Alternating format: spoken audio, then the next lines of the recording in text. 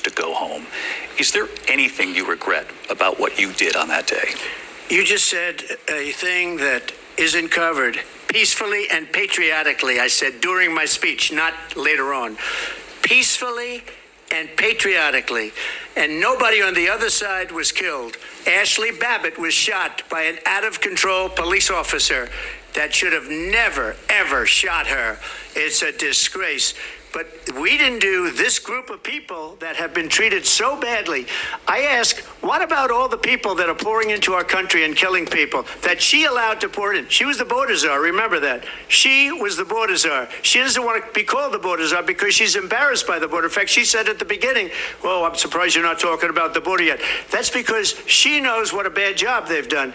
What about those people? When are they going to be prosecuted? When are these people from countries all over the world, not just South America? They're coming in from all over the world, David, all over the world, and crime rates are down all over the world because of it. But let me just ask you, David, when are those people going to be prosecuted? When are the people that burned down Minneapolis going to be prosecuted? Or in Seattle? They went into Seattle. They took over a big percentage of the city of Seattle. When are those people going to be prosecuted?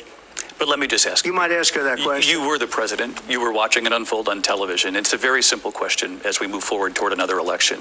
Is there anything you regret about what you did on that day? Yes, sir. I had nothing to do with that other than they asked me to make a speech. I showed up for a speech. I said, I think it's going to be big. I went to Nancy Pelosi and the mayor of Washington, D.C., and the mayor put it back in writing, as you know. I said, this is going to be a very big rally or whatever you want to call it. And again, it wasn't done by me. It was done by others. I said, I'd like to give you 10,000 National Guard or soldiers. They rejected me. Nancy Pelosi rejected me. It was just 2 weeks ago. Her daughter has a tape of her saying she is fully responsible for what happened. They want to get rid of that tape. What? It would have never happened if Nancy Pelosi and the mayor of Washington did their jobs. I wasn't responsible for security. Nancy Pelosi was responsible. She didn't do her job. The question was about you as president, not about former Speaker Pelosi. But I do want Vice President Harris to respond here. Something I can put with this damn piece of I was at the Capitol on January 6th. I was the vice president-elect. I was also an acting senator. I was there. Oh, no, my son was in the car And on that day, the President of the United States incited a violent mob That's my baby. to That's attack my only boy. our nation's capital, to desecrate our nation's capital. On that day, 140 law enforcement officers were injured, and some died. And understand, the former president has been indicted and impeached for exactly that reason. But this is not an isolated situation. Let's remember Charlottesville, where there was a mob of people carrying tiki torches, spewing anti-Semitic hate. And what did the president then at the time say? There were fine people on each side.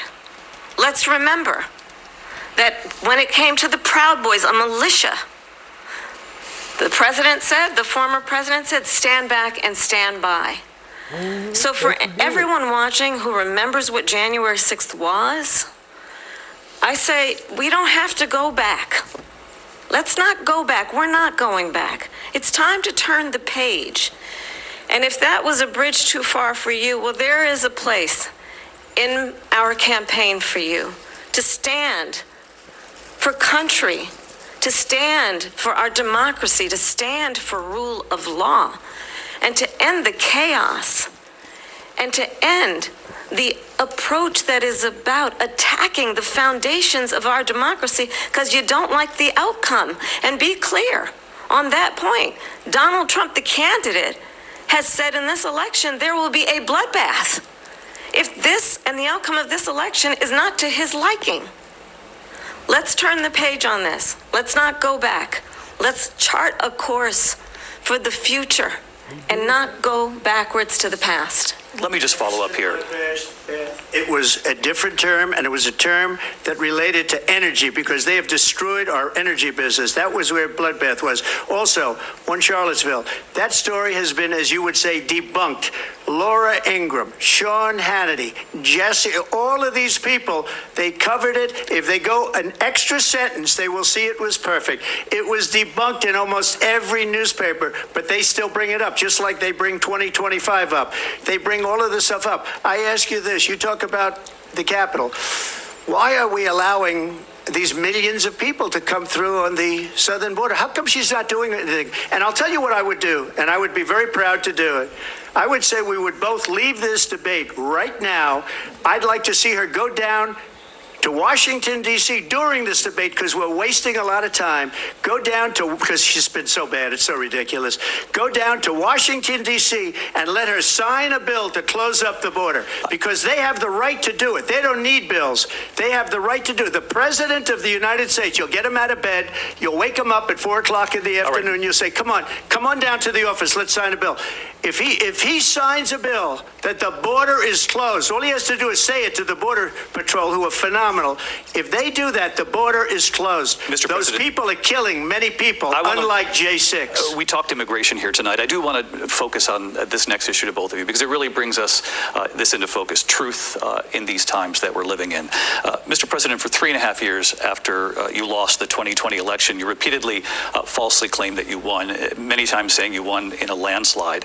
In the past couple of weeks leading up to this debate, you have said, quote, you lost by a whisker, that you, quote, didn't quite make it, that you came up a little bit short. I said that? Are you now acknowledging that you lost in 2020? No, I don't acknowledge that at all. But I you said did that say that. sarcastically. You But know those- that.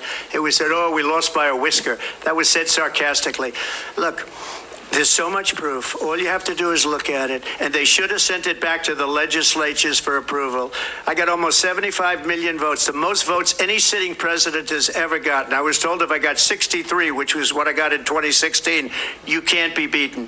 The election, people should never be thinking about an election as fraudulent. We need two things. We need walls, and we have to have it. We have to have borders, and we have to have good elections. Our elections are bad. And a lot of these illegal immigrants coming in, they're trying to get them to vote. They can't even speak English. They don't even know what country they're in practically. And these people are trying to get them to vote. And that's why they're allowing them to come into our country. I did watch all of these pieces of video. I didn't detect the sarcasm, lost by a whisker. We didn't quite make it. And we should just point out here as clarification, and you know this, you and your allies, 60 cases in front of many judges, many of them No Republican. judge looked at it. And said They said no we didn't have widespread standing. fraud. That's the other thing. They said we didn't have standing, a technicality. Can you imagine a system where a person in an election doesn't have standing? The President of the United States doesn't have standing. That's how we lost. If you look at the facts, and I'd love to have you'll do a special on it. I'll show you Georgia, and I'll show you Wisconsin, and I'll show you Pennsylvania, and I'll show you. We have so many facts and statistics, but you know what? That doesn't matter because we have to solve the problem that we have right now. That's old news. And the problem that we have right now is we have a nation in decline, and they have put it into decline. We have a nation that is dying, David. Mr. President, thank you. Vice President Harris, you heard the president there tonight. He said he didn't say that he lost by a whisker. So he still believes he did not lose the election that was won by President Biden and yourself. But I do want to ask you about something that's come up in the last couple of days. This was a post from President Trump about this upcoming election just weeks away. He said, when I win, those people who cheated, and then he lists donors, voters, election officials, he says will be prosecuted to the fullest extent of the law, which will include long-term prison sentences. One of your campaign's top lawyers responded saying, we won't let Donald Trump intimidate us. We won't let him suppress the vote. Is that what you believe he's trying to do here? Donald Trump was fired by 81 million people. So let's be clear about that. And clearly he is having a very difficult time processing that. But we cannot afford to have a president of the United States who attempts, as he did in the past, to upend the will of the voters in a free and fair election. And I'm going to tell you that I have traveled the world as Vice President of the United States, and world leaders are laughing at Donald Trump. I have talked with military leaders, some of whom worked with you, and they say you're a disgrace. And when you then talk in this way in a presidential debate and deny what over and over again are court cases you have lost because you did in fact lose that election, it leads one to believe that perhaps we do not have in the candidate to my right the temperament or the ability to not be confused about fact. That's deeply troubling, and the American people deserve better.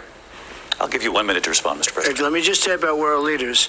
Viktor Orban, one of the most respected men, they call him a strong man. He's a tough person, smart. Prime Minister of Hungary. They said, why is the whole world blowing up? 3 years ago it wasn't. Why is it blowing up? He said, because you need Trump back as president. They were afraid of him. China was afraid, and I don't like to use the word afraid, but I'm just quoting him. China was afraid of him. North Korea was afraid of him.